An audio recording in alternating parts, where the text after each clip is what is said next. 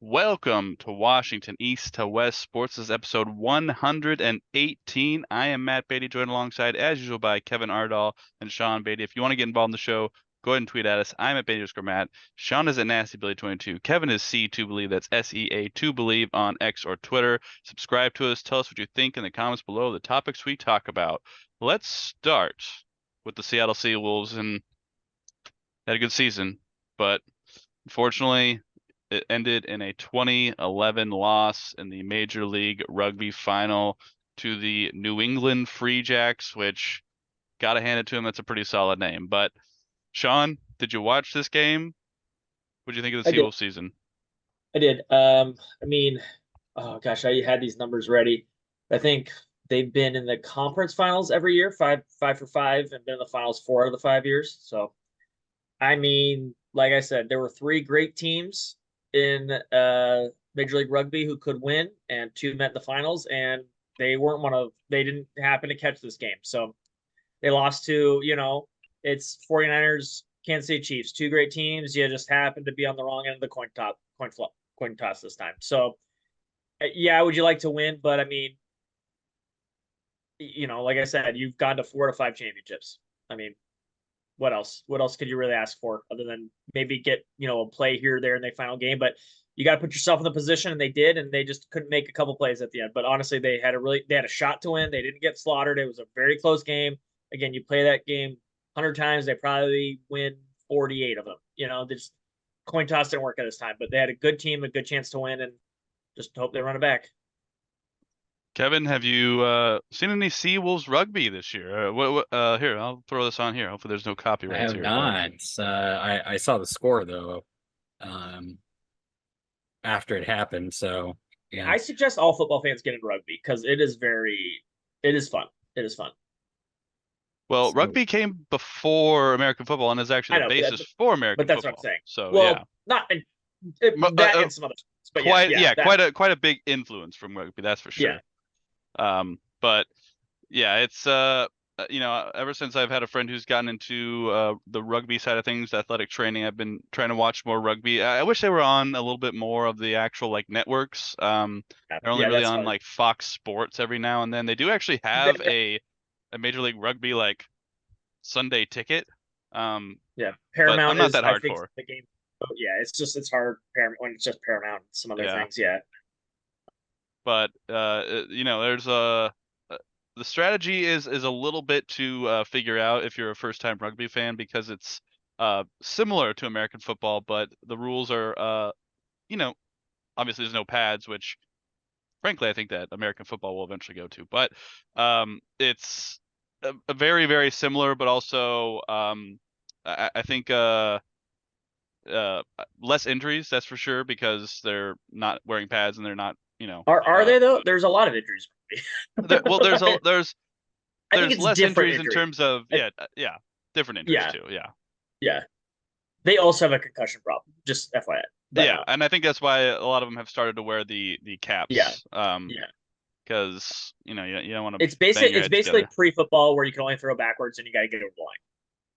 I mean, very very rough summation, but yeah, just get over that line and you can only pass. You pass backwards. There you go. What a dive for the pylon there. What a That's try.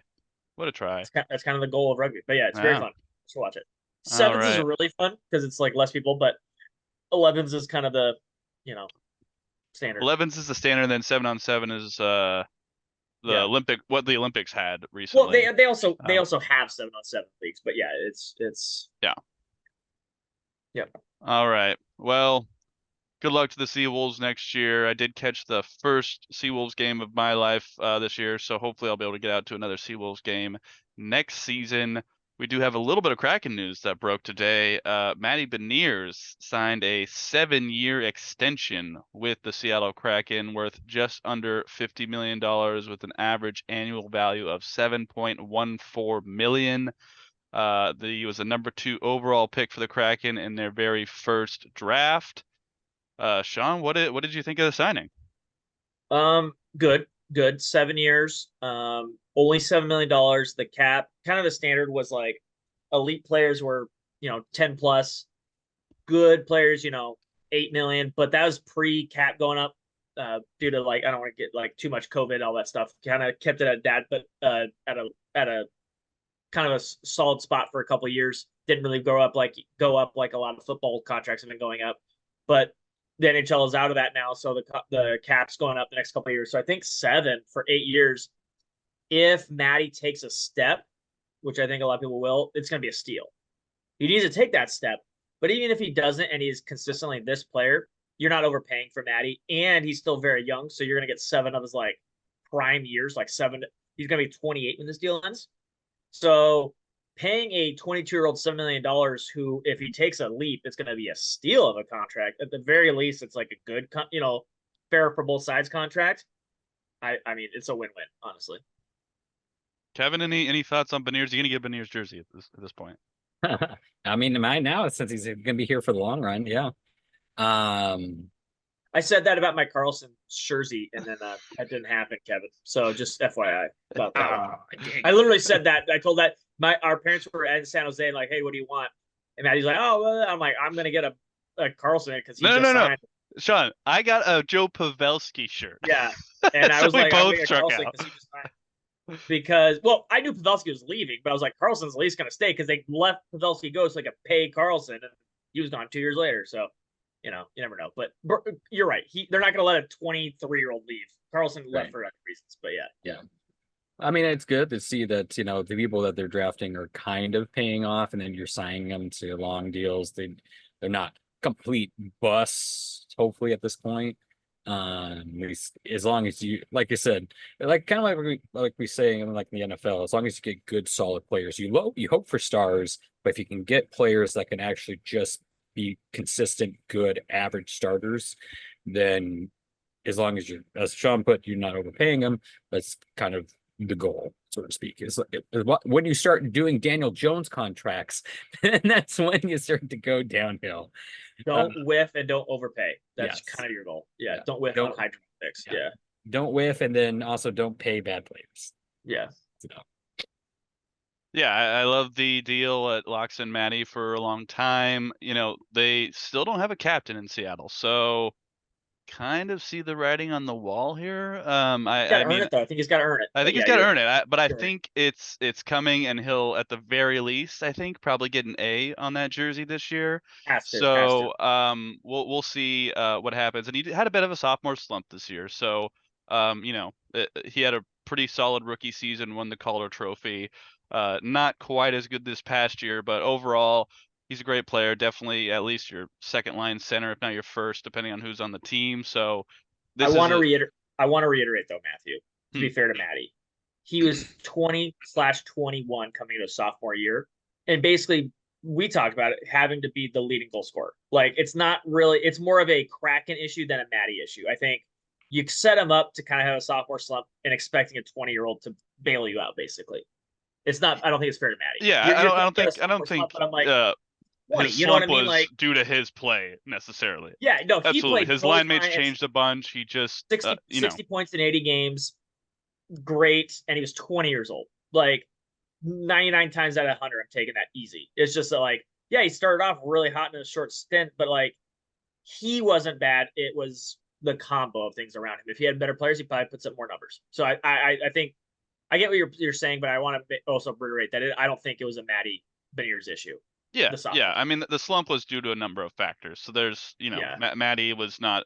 He was very good. He was very good. Of course, I'm sure he would say he could play bear as well. So, I mean, there are things that, of course, every player could improve on. I'm sure he recognizes that. And I'm expecting a big year this year from him. So we'll see how that goes, because there's some new pieces to this team, and we'll see if goaltending is an issue again. So we'll see what the Seattle Kraken look like as training camp will be underway next month. So we'll see what the Kraken have to offer this year.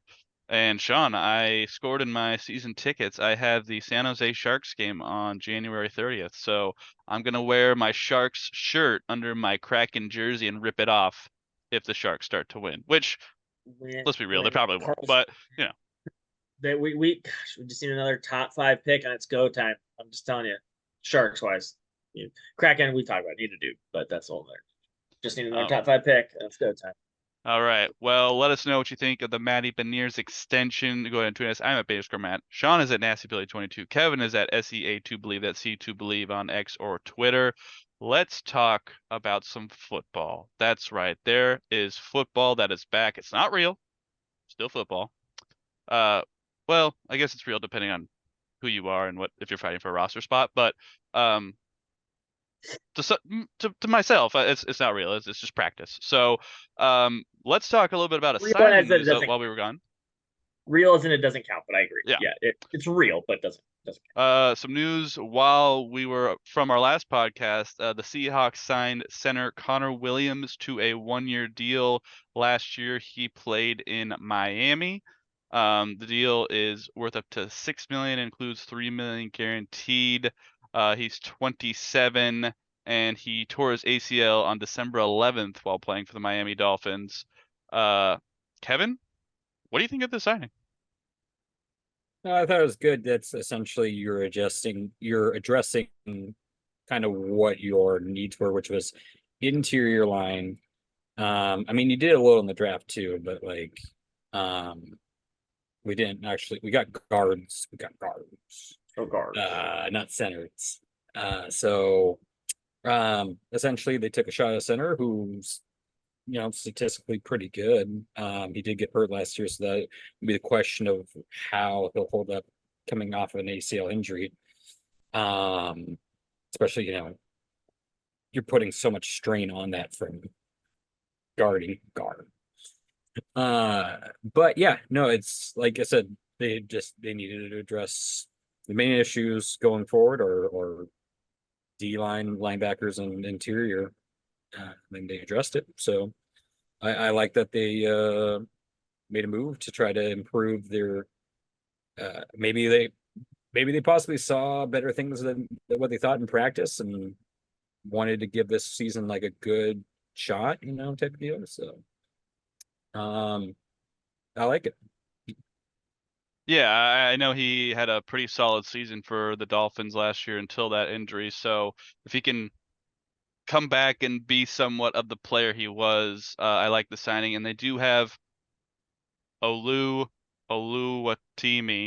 sorry man, and Nick Harris on the team who were battling for the job before him showing up there. So it seems like he's gonna, presuming he has all of his health intact after that injury, which is sounds like he's good. So I'm assuming he will be the starter barring any other injuries. Sean, what do you think? Interior line depth doesn't hurt, period. I think, right? Like, I like Olu, but I don't know if he's ready to be center. And Connor Williams is a capable NFL center. So if Olu could beat him out, then he could beat him out. But if not, then you have a guy who is not going to be elite by any means, but he can play the position of center. I mean, it can't be bad. And you're not, paying $40 million. You're not paying. So it's like got a fair deal, not paying him a ton. It's a 1-year deal. He plays well. It's kind of like we'll get to Victor Robles kind of thing. Like, he plays well, but you keep him. Like, it's just, I don't have a problem with it. Like, and signing anybody, all these guys in for interior spots, let them figure out who the best three are. Go from there. Seahawks have played 2 preseason games. They were in Los Angeles to take on the Chargers, won 16-3 in week 1. They lost in week 2, 16-15 in Tennessee. Did you guys watch either of those games? And do you have any takeaways? Sean, I'm gonna throw it to you first. We actually watched it together, the second one. Oh. Yep, we did. Let's see my takeaway. O-line still makes me a little nervous. Now, again, there's a lot of weak pieces, and did the starters play? When you say starters, like, some got some time, some did. Lincoln Tomlinson played, Anthony Bradford, like Olu, like Cross didn't play, but like Fant maybe got a couple. I'm talking over the course of the 2 games. Yeah. Like, it's moving pieces, so the line's not going to be like cohesive yet, obviously, since they're kind of just. But it's kind of a little bit of a mess. I think we can talk about it. I think Sam Howell actually played pretty well, all things considered, with a battle line. He did a lot of really nice things. Kenny McIntosh is a dude. Sorry, Kevin. I'll get Kevin going, Kenny McIntosh, but oh yeah. I also really like Laviska Shenault as like a fourth receiver / kick returner. I think he's been really good. Fourth, between him and Jake Bobo, you know what I mean? Like 1A, 1B, 4A, 4B. But I just like how he brings a different style to this as kind of like a shifty, like what Tyler was when he came up, the punt return, the shifty kind of guy, like a Golden Tate thing, but that's Laviscus. That's more of his game right now at this point in his career. So versus Tyler. So I'm like, oh, we kind of need that. We got big bodies, or Tyler's like a slot smart, cerebral guy, and Jackson is kind of like, yeah, that same kind of guy. And I'm like, Laviscus gives us a little different of a thing. So I'm like, that's really nice. And Jake Bobo is just a big body like DK Metcalf. So like we have a nice mix of like a bunch of different things. On the defense, me and Kevin talked about it. I really like a bunch of our depth linebackers, as in like starting linebackers makes me a little nervous, but like Therese Knight and Radigan. Didn't you know Radigan or somebody? Isn't that Matthew? Isn't that? Didn't you John know somebody? Radigan? Yeah. No, I did not know John It Radigan. must have been somebody last year that we were talking about just offhand. But yeah, those two have been very nice depth pieces. Again, I don't really need any of them starting yet. Maybe Knight eventually, but like as it comes like right now for Dotson and Baker, if something were to happen, I'm not as bummed as I would have been like in the past. I think that they're nice. Again, I don't want them starting like 6 or 7 or 10 games, but you need a spell. I really like that. And I like Marquise Blair playing again, and I need him to be move up this depth chart and actually get a crack at starting safety, because I know Kevin was too. We were kind of a believer from day one, and I want Marquise Blair to get a shot to play some football. Other than that, yeah, ends look pretty good. I don't think anybody could be that really sad about how the defense has played so far. And again, I don't really care how it looks on score, but just like individual performances, I think most of the defenses look pretty nice so far in the things that they can control and the things that they can do. So, yeah. Kevin, what are your thoughts? I didn't get to see the first game. I only watched the highlights. But I watched, as I said, watched the second game with Sean. Offensively, yeah, like what's his name? Kenny? Quarterback. Sam Howell? Oh, Sam. Sam Howell. Yeah. Yeah, it looks solid. Essentially, I think he was like 27 for 43 in his first 2 starts, 2 touchdowns, or no, yeah, 2 touchdowns and no picks. Like, I take that all day against, I mean, even though it's preseason and you're going against 2s and 3s, but like, I like what I've seen out of him. He gets a little jumpy when the line kind of buckles a little bit and kind of just makes bad throwing errors. If you can just learn to like just throw it out or just tuck the ball down and just take the sack, like, type of deal, versus like throwing a pick, unless you're just airing it, like, and it's just like a punt, like, type of deal. But even then, like, try to chuck it out of bounds, type of deal. Let's see what else was the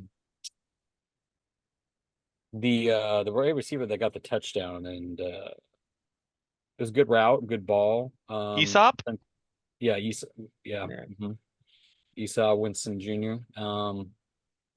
Good. I mean, good route, beat his guy. Ball was placed perfectly over the shoulder catch. Yeah, that's what you want to see out of your backup. Essentially, you don't want to be seeing like weird stuff that you don't want to be seeing like Justin Fields type thing, where you're just missing your wide open guy by a ton in the type deal. Also the fact that he has legs too, and he's not afraid to use them. Sam Howell, that was good to see. McIntosh, oh my Lanta, everything I've been saying about it last year, essentially come to fruition. I think he can do it against ones too. He's just all around. He can be the every down back, essentially. Now, don't get me wrong. I mean, K9 and oh god, what's the other one from UCLA? Or who's the guy that we got from UCLA? What's his name Zach again? Charbonnet? Charbonnet, yeah. Good too.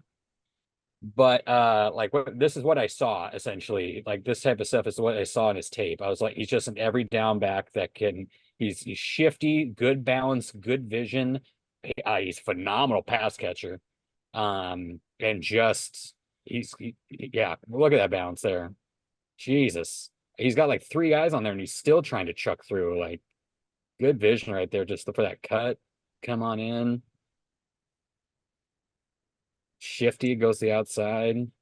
Like, honestly, like, it's so hard because you got three good backs. Like, So this play right honestly, here is interesting because here it's over, but he cuts back and tries to like run these guys over. Like, mhm. I like that. I like that. There's You're out of room. I love it, but again, not every time because Thomas Rawls Right. will work for you. Especially if you're in like a 2 minute, if you're in a 2 minute drill situation, you go out. True. Yeah. Yeah. Like Yeah. again, For sure. your For sure. body can't handle it forever. Thomas That too. Rawls again would like a word.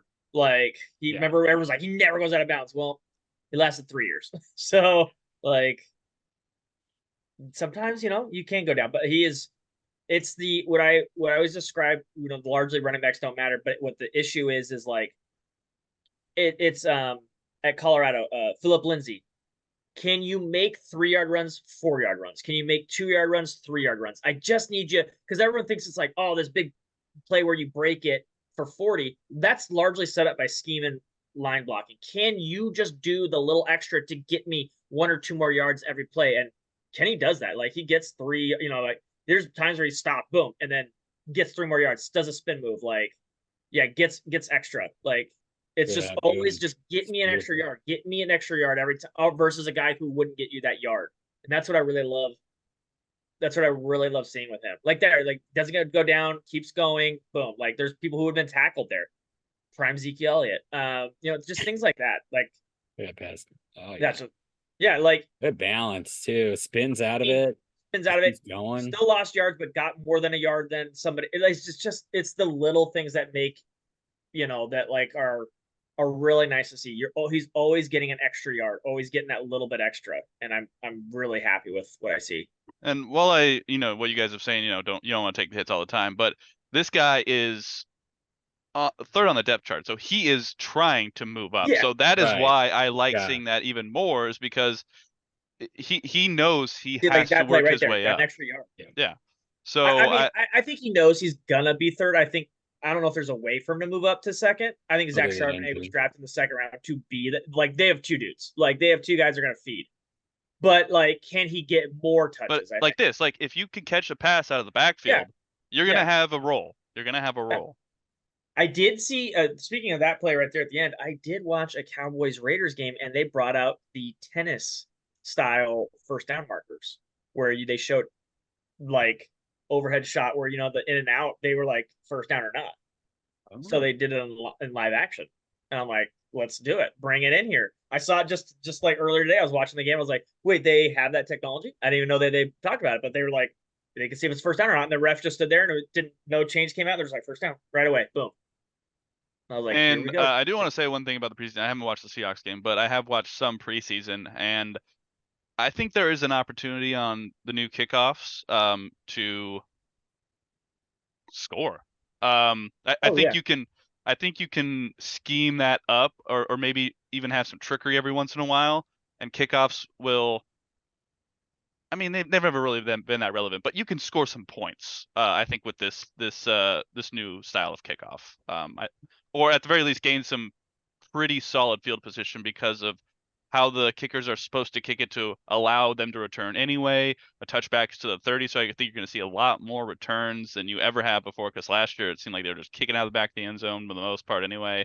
So I think there's going to be some special teams coordinators who are going to come up with some things to. I could see end arounds, or maybe how in Madden when you get like kick return middle, like you might see some more shifting and try and force blockers to one side and have your guy just follow up the middle. So I think there's some opportunity there, but obviously they're not going to show anything in the preseason. Kevin, anything else you want to mention from the yeah. preseason?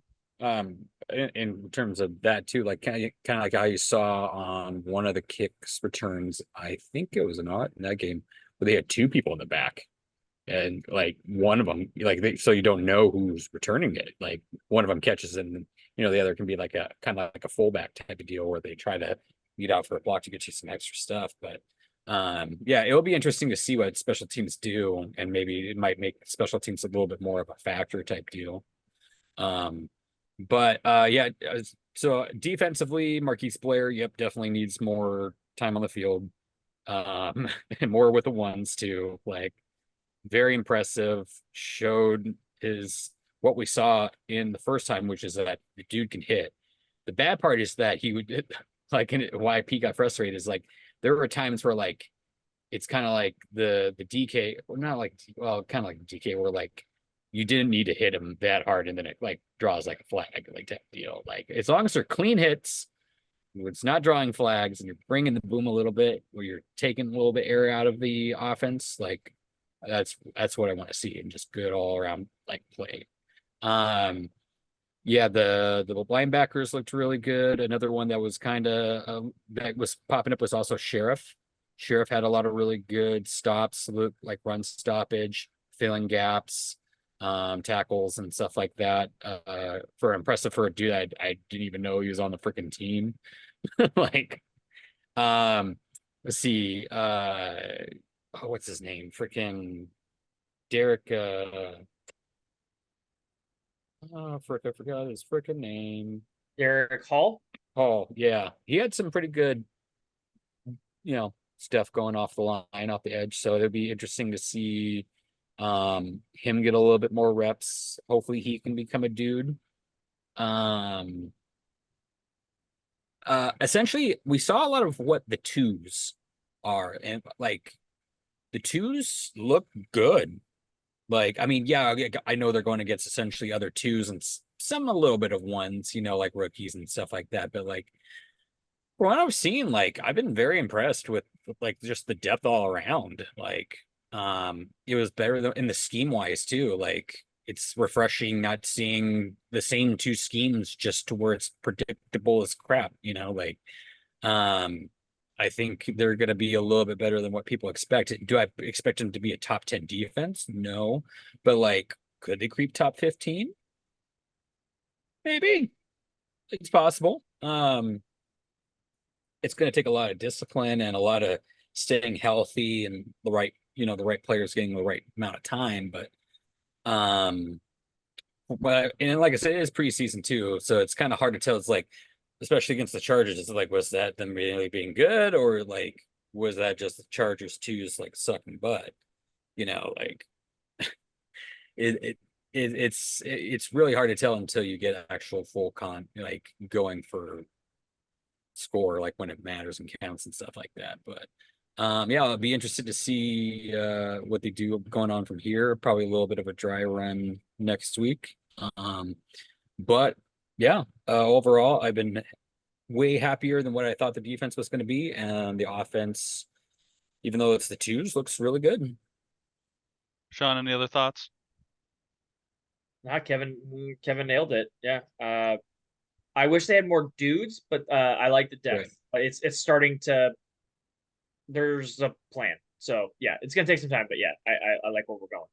Yeah, well, I haven't watched the games. I have been seeing some camp stuff, and it sounds like Byron Murphy's impressing, and it sounds like the secondary looks pretty good. So, we'll see how they pan out when the season actually starts. But sounds like there is maybe some optimism among the Seahawks. So we'll see how it goes. But let us move on to some baseball. Yes, let us talk about the Seattle Mariners. And since we were last on the podcast, it's been baseball. The Mariners, the Mariners have been fine.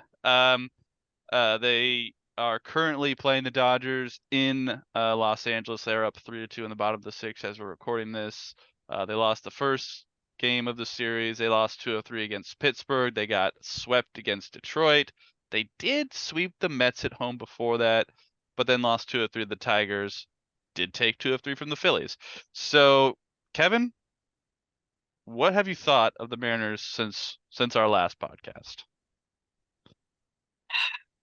Just frustration, because like you go in and you kick the living crap out of the Mets, which was like really nice to On see. Sunday Night Baseball, no less, too. That the first time in 20 Yeah. years. It was cool seeing Victor Robles mic'd up. And yeah, him getting an extension too, that was really cool. We'll talk a little bit more about that in a bit, but um yeah, and then you decide to like poop the bed against Detroit again. Like that, like it's stuff you just can't do. Like it's been the Mariners like just MO for a long time. Uh where like you can kind of go to town, you can go to bat with like the good slash like great teams, and then like the poop teams, you're just like, well, we're gonna just roll over and die. Like you can't lose 5 out of 6 to Detroit. Like it's just it's not feasible if you want to play baseball in September. And essentially, you if you want to play baseball in September, unless some weird miracle happens, you have to win your division. Um, because the wild card's not looking great for you. So, and you got 6 weeks left to win a lot of games, essentially. So, let's see, who did they play after Detroit again? What was it? Who they play Who after did they play? Detroit? Yeah, They who did they played play after Pittsburgh. Pittsburgh? Oh, that's right. And they Yeah. lost. They took one Yeah. out of that. That was kind of. I mean, Pittsburgh's got like what is his name? Skeens or whatever, Paul Skeens. It's got yeah. Um, good good pitcher for a guy that just got drafted, but last year, wasn't it? Yep. Yeah. But still you got to find a way if you want to go to September, and essentially it's the batting is just it's very inconsistent. Like Cal's essentially just carrying this team at the moment, it feels like. I mean Victor too, to an extent, but like it's just like the Cal Raleigh show, and just everybody else is just mediocre bats that just it's frustrating. Like especially like when this pitching has been so like you got to help out. There's got to be nights. There's gonna be nights too where your pitching's gonna struggle a little bit, and you got to help them out. And I mean, they kind of did that against the Mets a little bit on one of those games, but like, and then also like the final game against Pittsburgh too. Well, it also helps that the Mets scored one total run in 3 Yeah, games. So yeah. The pitching was yeah, just spot on. Like yeah. Bryce Miller was filthy. Freaking Castillo was filthy, and Gilbert was filthy. Like they threw their nasty normal filth, and the Mets had no answer for it. Like, um, yeah. So it's hard. It's kind of hard to see. Hopefully, I mean, you got people talking about giving up beer to go get Juan Soto. Like, yeah, it's the consistency of what we're seeing right now out of bats is just kind of scary. You have Polanco giving a little bit of spark tonight, but you just need more consistency and more spark out of this rotation other than Cal and Victor. Like it's just got to happen. You need at least like half your starting lineup to just be above average. Like you gotta have better at bats. You can't be looking at strike threes going down the plate with you not swinging. Like, like you just got it way better. Like I get it, it's frustrating, but you're paid to play baseball, and you're paid to play. I know the other team is too, but like you got to figure out a way. Or essentially we got to find somebody to do it. And it could be like the problems like Ty France is doing okay in Cincinnati. Like that home thing, like we mentioned previously, kind of needs to be addressed a little bit. Find a way to make your batting situation better for your team, even if it means bringing in the fences a little bit, changing the aerodynamics of the field to where like left field doesn't it's not hard to hit in certain parts of the park. Do whatever, like, because this is essentially kind of the year where you need to put it together, because you got the pitching rotation to win a championship, and your bats are not helping you at all. So like I know you went out in free agency and it's got a little bit with Rosarena and Turner, but like it's got to come together. So, All right. Well, we will take a quick break with a word from our sponsors, and we'll be right back on Washington East to West Sports.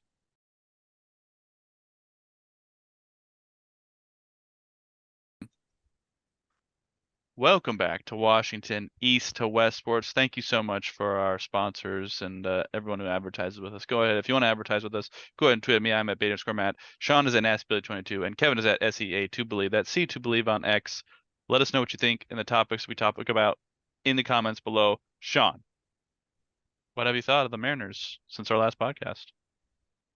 I mean, You just gave me the Dwight Schrute, so it's not good. You were like, well, I mean, obviously, like, who says it's good? Like, it sucks. It's awful. Like, I knew the hitting was going to be an issue. We talked about it, but like, man, just don't be awful. And Randy Rosarina's got a 700 OPS now in the season. Like, Victor Robles 700 now after he's so hot to start. Has 2 hits today, but like, I'm like, even like guys were like, yeah, they're hot now, and I'm like, Blanco's got an 860 OPS the last 30 games. I'm like, it's up to 670 on the season, which is awful. I'm like, I'm just rooting for the team to have a 700.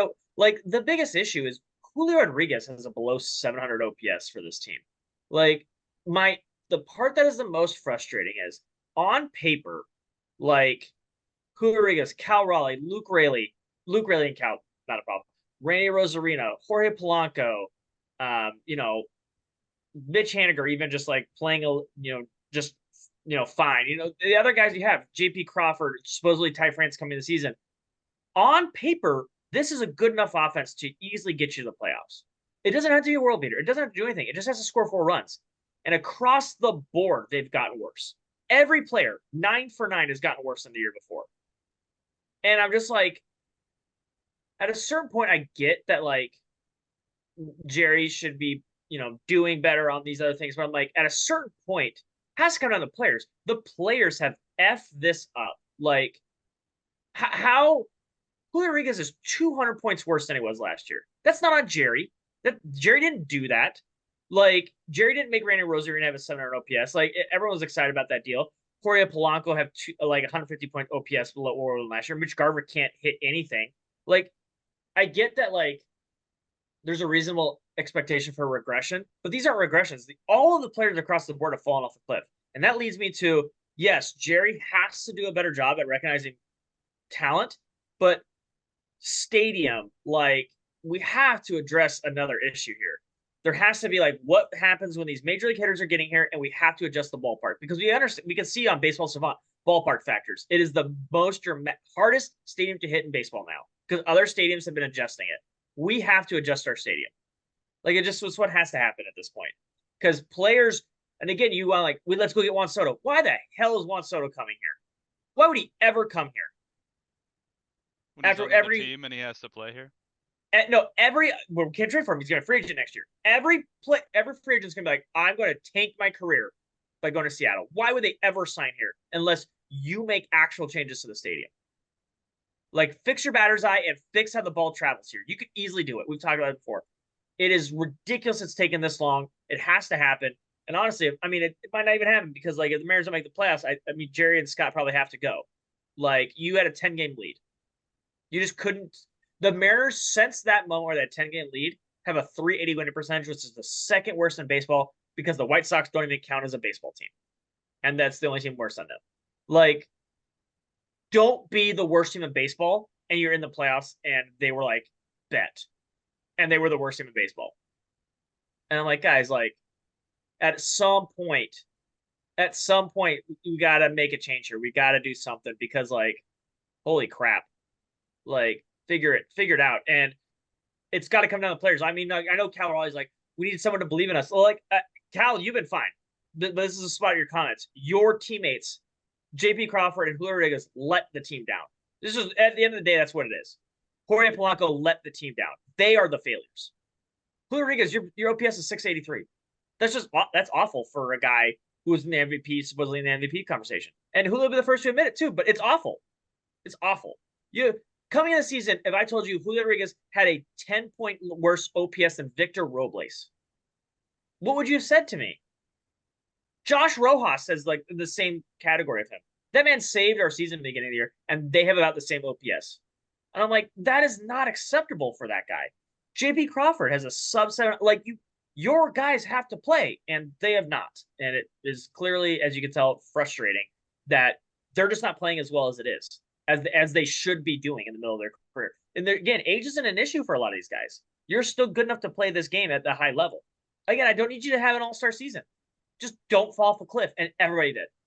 Everybody did, except two guys, Raleigh and Rayleigh, the two R's. And I'm just like, we can't let that slide. They have to be held accountability. And people are talking about like Scott Servais needs to be fired. I mean, major league managers or whatever today's the calls come from upstairs anyway, so who cares? But like, if you think firing him and because he's not getting the guys fired up, then go for it. I mean, I don't think that's the issue, but like, someone's got to. If it continues to go this way, how quickly and how bad it's fallen off and how bad it's looked while falling off, something has to change. You had to clean house, but again, unless owner's going to spend money or we're going to change the stadium, it's just going to get worse. So, but let's just embrace the suck, I guess. We've come a long way this year. I mean, I'll bring the optimism then here. I mean, I've been able to watch some Mariners games and I see the online rhetoric and I'm really not down bad right now. Now you guys have brought up some points and I understand that, but the fact that Sean said they have been the second worst team in baseball and they're not completely out of it is kind of impressive, actually. Not that they're good. That means that like that's not good, but they're still not out of it. That's also part of it. There are still games left. So one thing I don't want the team because of them, because of the division they play in. Like that's fine. Cool. Yeah. I'll take it.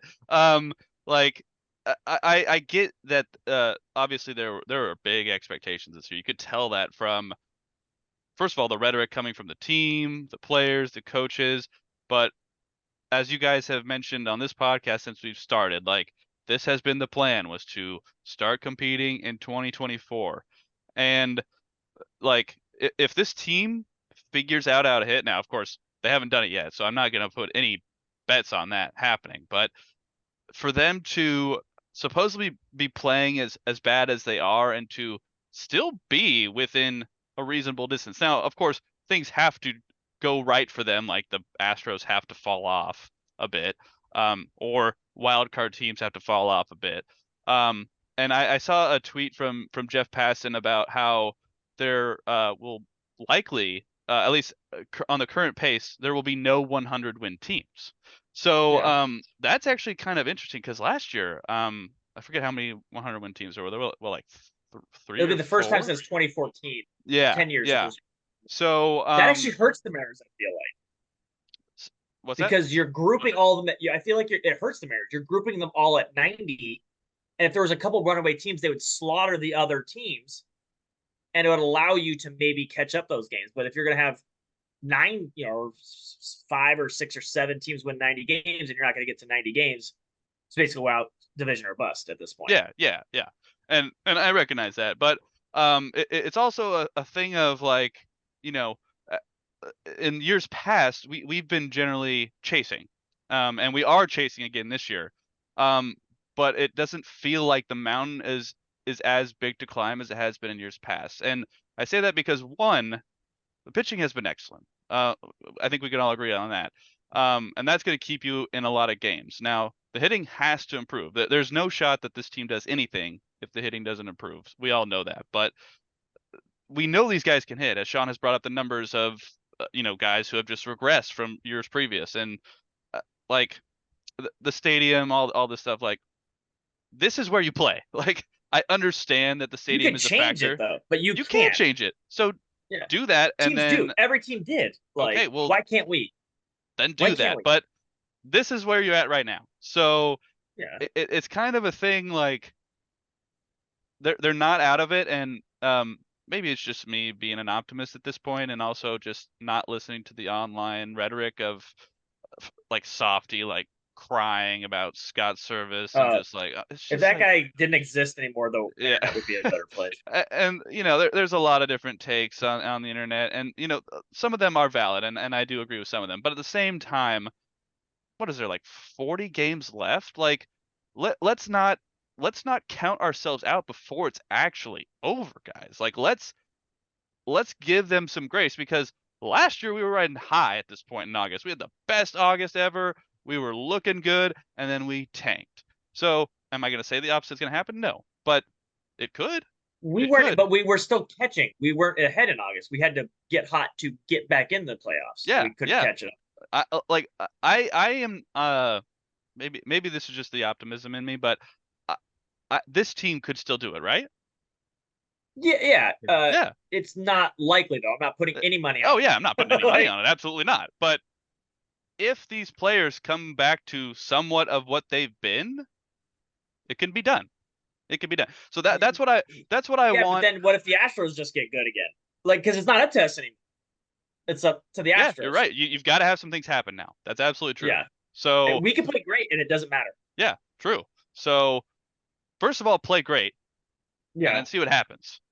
That's all They I'm do saying. have what I think 6 games against the Astros. So Yeah. I mean, There technically, if you is never lose, you'll go to the playoffs. there are games to get yourself back into it, and like I have been harsh on Mariners management on this podcast before, and granted, if they fail this year, clean house. Frankly, I'm fine with that. I mean, And if you want to bring them back, I'm not opposed to that, but I don't think you can.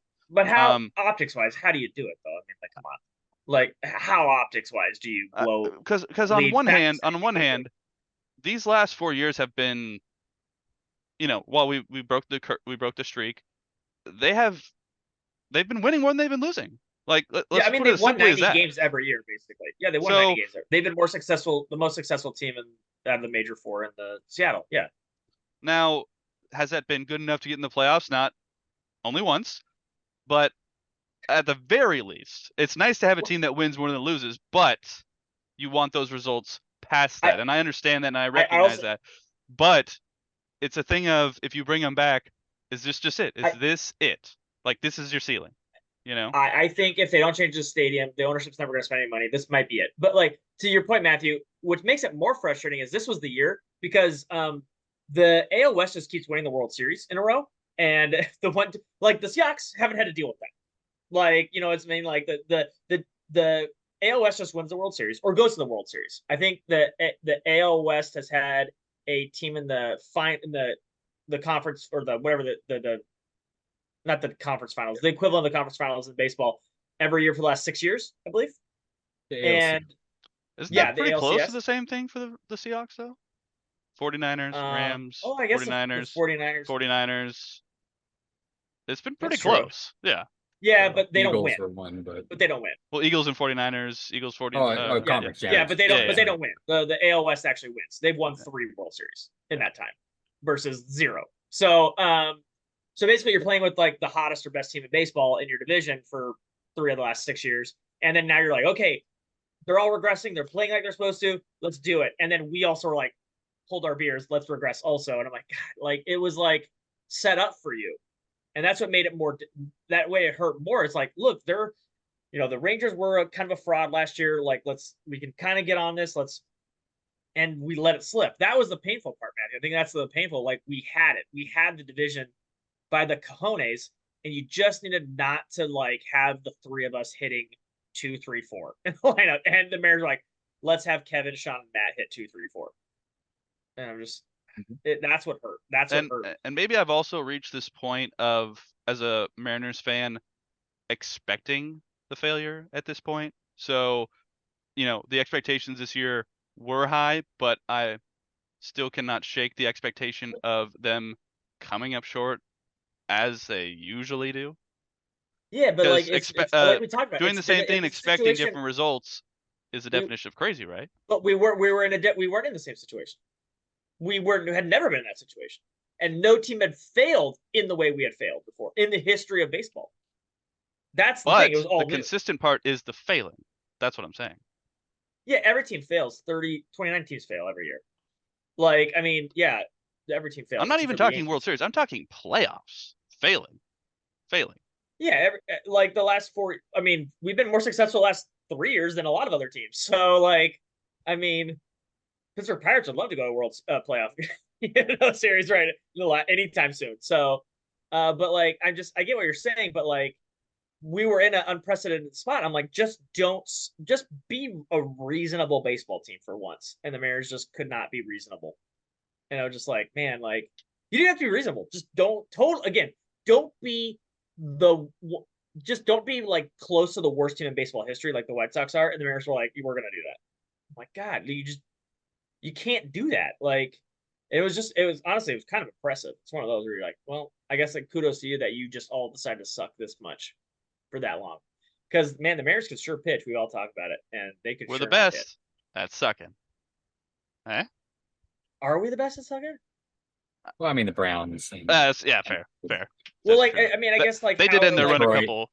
Then there's the Yeah. the Detroit Lions.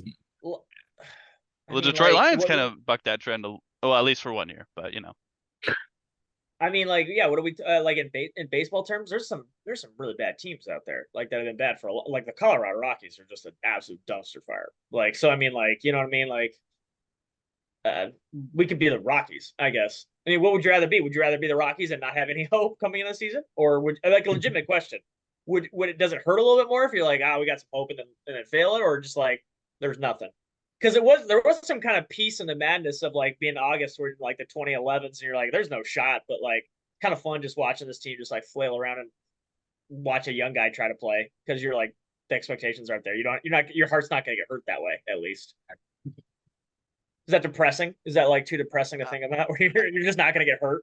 Yeah. I mean that's generally my general prognosis going into a Mariners season is lower your bar because it never's met. It's never met, or it's met and it's just bad. It's a bad bar. So I mean it's been the same way for the Seahawks for the last 6 years. So I mean, I guess yeah, that's true. yeah. So just keep that mentality and you're never disappointed. Just what the Seawolves will never let us down. There we go. That's They just true. keep going. That's true. All right. Well, let's talk about some other things. Victor Robles signed an extension. Kevin, what do you think about that? I mean, yeah, you're not really giving up a whole lot. 2 years, I think he's getting like 9 million a year, essentially for it. So That was like 9 million over 2 years. oh, was it 9 million over Yeah, 2 it's like years? 4 million Oh, a year. okay, even that too. Like, Yeah, yeah, I mean, for a prospect that might be able to turn it around, hopefully, because like he's been great in Seattle. yeah, like essentially like him and Juan Soto there for a while were like top 5 like prospects, and then Juan Soto did Juan Soto things and Robles did not.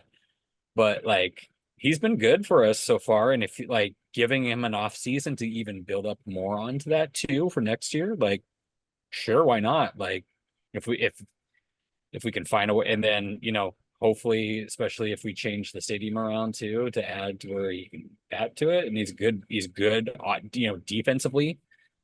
I'm for it. Yeah, like you didn't break the bank for it. You extended a dude. He loves it here in Seattle. I don't know how much more he's gonna like it here in about a month. Unless they do like the exact opposite of what they did last September and just go like on a crazy hot winning streak.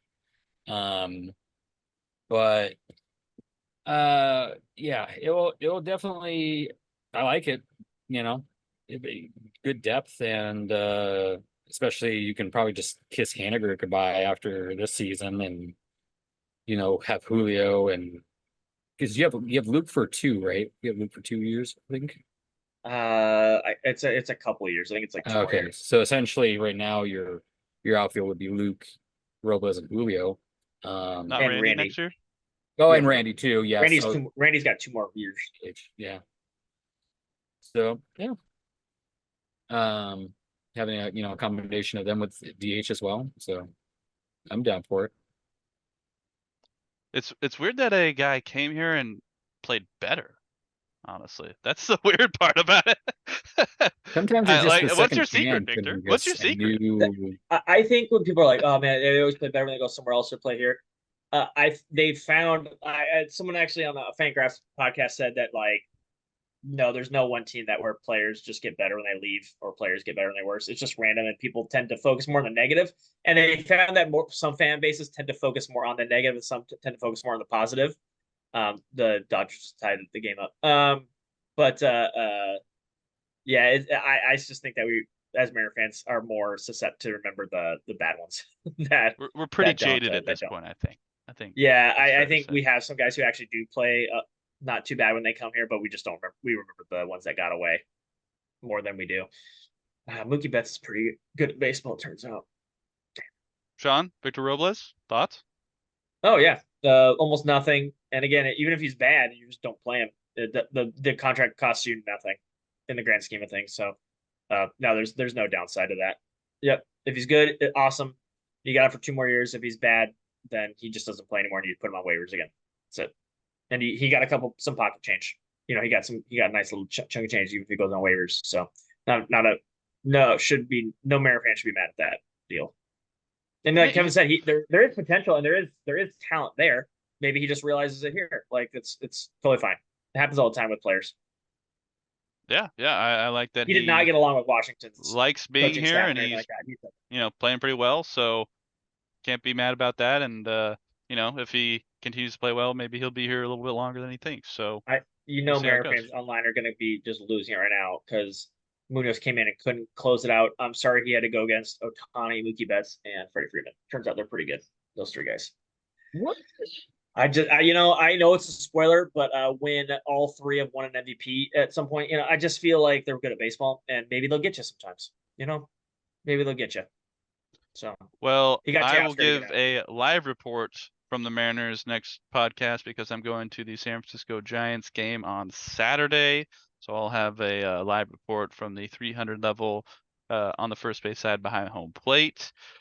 Anybody got a prospect report? Kevin, what you got? Oh, I did see a story in the Seattle Times that people in Everett are really loving life up there because they're winning games. So, Kevin?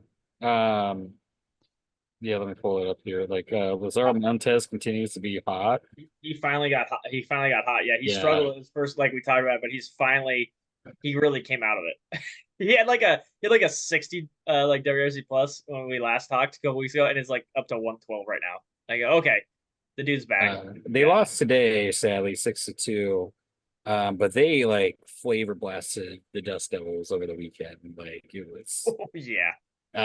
It was not pretty. Cole Emerson continues to be a he got promoted. He's up and high now. Yeah. I think I saw he has in his like, oh man, how many games played does he have? Like something like 74. He's got on base like 70 of 74 career games in pro baseball, something like that. Just something stupid. Yeah, and he's 18 years old. Just FYI in high A. So Montes is very young for that age group at 19, and Colt Emerson is a year younger. So he might even be the number one prospect of baseball when next year on the tech. So there's a lot of people saying that. So just so you know.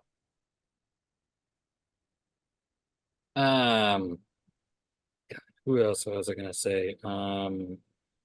Arroyo and Axel have been pretty solid too lately, from what I've been seeing off of the feed and stuff like that.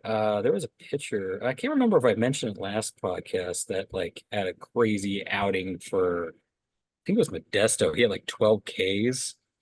I can't remember his freaking name. I think I did mention it last podcast. My memory has been just terrible lately, but yeah, other than that, let's see. Michael Morales had a good outing tonight. 7 Ks, 0 runs, over 6 innings, no walks.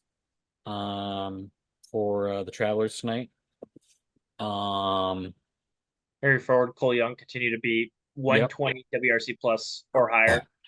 Yep, they continue to just rake, being very young 21-year-olds at AA, which is amazing. I mean, so as sad as it is now that we don't have hitting, like hopefully we got stuff down the line, and you hope that your pitchers are still there, kind of like, yeah, or like use these to try to go get actual people that can hit, even though, like I said, but the main priority too is that they got to get somebody in there to essentially know that they need to change that field like really badly.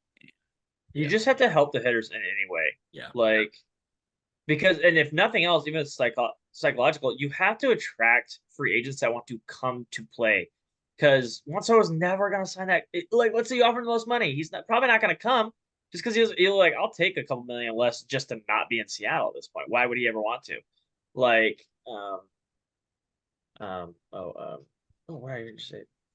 And then plus, if you sign Juan, then you're probably not signing Cal, so that it's just the Juan game, or he's just no, like I want them to sign Cal more than Juan. Screw Juan. But I want like, Cal. well, that's what I'm saying. Like, you want Cal Rawl? You want what? No, I'm I want saying Cal over Raw. if you Juan sign Juan, Oh, Juan's I gonna would know- ship him out like a native and just like on the glacier. You're just going out to the ocean, Cal. Sorry. yeah. For Juan Soto. But I'm Like, saying Niner contest. if you're Cal too, or I mean, if you're Juan, then you know that you're essentially now in the Cal boat, but even bigger, to where like you're the only good batting piece on this team. So you're going to a team just to be the only good hitter, which kind of sucks. But why would you? Versus like you could probably take a couple less and go to a team like the Braves or Dodgers or San Diego. Let me share my screen here, man. Sure. Oh. Like just for like context Okay, here. there you go. So people who haven't seen this is the ballpark factor. How many standard deviations is that below? Oh shoot. Is below or is T-Mobile Park? It's so much lower than everybody else. Like at least Petco and Oracle and Tropicana are kind of like 100 being neutral. So that 91, like you've got to address that. And this is like, and it really comes down to the strikeouts over here, the 115. It's because that batter's eye is just so hard to see. And yeah, you have to help. You have to help these bats. I get that the bats probably just aren't great as it is, but you'd help them a little bit. You don't have to be 91. You don't have to be like multiple standard deviations below everybody else. What is Journey Bank Ballpark? Oh, That's the like fake ballpark yeah. for the A's. Oh, Or their next year ballpark, right? Where is it? No, they played here. Is it Williamsport? No, yeah. Yeah. That's the one Little League game they play. Which, by the way, the Mariners are playing in the Little League Classic next year. We've got to talk next year. about So that. yeah, that's what it is. But yeah, it's them. Look at that 5-5 gap. It's the same as like Petco number 30 to 10. It's the same gap, 30 to 10. Like, come on, we can get to 96. Just be in the same realm there. You have to be able. Cleveland Guardians were down here. They were lower. Now they made changes. They're 97. Like you can. Teams are making like changes to these ballparks all the time to help this a little bit, and it's just like, come on, guys. Like, San Francisco used to be really hard. Still 96. You know what I mean? Like, they're still like, you can do things. I just. London Stadium. Still not even the best because Fenway Park's a little. We talk about Williamsport. Fenway Park's a little league ballpark.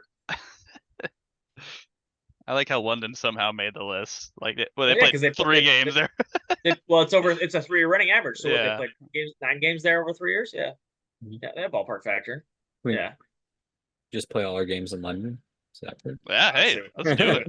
Let's do it. Yeah. So I'm just like, guys, like the Coliseum's known for being a pitcher's ballpark, and it's still 97. We're 91, man. Like, it's embarrassing how low this is. So I'm just saying, like, there are things we have to do as an organization to just help out the bats because you're not doing the bats any favor. So we can do some things. We can do some things. I'm not saying it's going to solve it all. The players still have to play better, but like, there's people online. It's very funny to see Mariners Twitter like, it's all the ballpark, and they're like, it's all the hitters. I'm like, guys, it's A and B.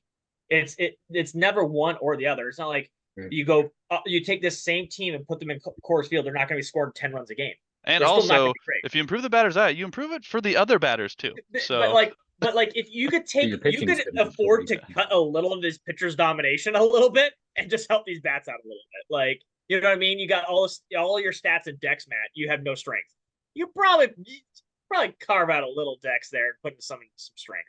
There's a little D&D for you there. I mean, it depends on what class you're playing and what character you're playing. Yeah, but if you're trying to be well-rounded, it probably helps if you don't have like all of your points into one and none in the other. It probably helps if you're trying to do things. True. Yeah, and that's what the Mariners are trying to do. They're trying to hit and pitch. And right now you're just put all your stats into one category and you're like, let's just focus on this. And you're like, why can't we hit? And I'm like, well, you put all your stats in one category. Like, What if we put the pitchers in the batter's box and they get to throw it over the fence? could the pitchers hit worse than the hitters? We're approaching an area where That's a we might great have to have question now. conversation, like, because yeah, they're striking out at a historic rate. The pitchers are by themselves, the batters are by themselves, so they can't do worse technically. So you can't be worse than the worst. So there you go. All right. Well, let us know what you think. Oh, any other prospects? Any other prospects? Nah, right now All right. the Mariners are just beating it out of me. Then I'm like, I like kind of the Mariners minor league, but I'm just like, because the Olympics were on too, and I was just like, oh, here we go. Let's just watch the Olympics. And then I was traveling for work, so I was like, I don't have to watch this crap. I was in Detroit when they're playing the Tigers, or in Michigan when they're playing the Tigers. Why don't you? Oh, you weren't in Detroit though. I wasn't in Detroit. I Ah. was hours away. I was like 2.5 hours away, but I was just like, and so it was all over. We went everywhere, and it was all over. They're like Tigers and Mariners. Like, get that off my screen. Like, Although get not off. really a ballpark, I'm like, yeah, I want to go see that ballpark. I was but- close. My previous trip was in Detroit, and so I was like, oh, I could have gone to a game, but no, like I missed out. This one was not in. I did not go to Detroit this time. So, no. All right. Well, let us know what you think the Mariners. Vent to us, yell, do all caps on Twitter. Go ahead and tweet us. I'm at Beta_Matt. Sean is at NastyBilly22. Kevin is at C2Believe. That's SEA2Believe. Subscribe to us on YouTube. Tell us what you think in the comments of the topics we talked about below. Next time, we'll be doing an NFL preview. That's right. We're going to give our predictions like we do every year for the Seahawks, for the division, the playoffs, and the Super Bowl picks. So tune into that. Could be next week or the week after. We will see what happens. But with that, we will see you next time on Washington, East to West Sports. Bring back our Sonics. Did you see Cal's bat? Did you see that? I did. And Cal, please don't be sent out on the glacier. I want you and Juan Soto. Yeah, no glaciers.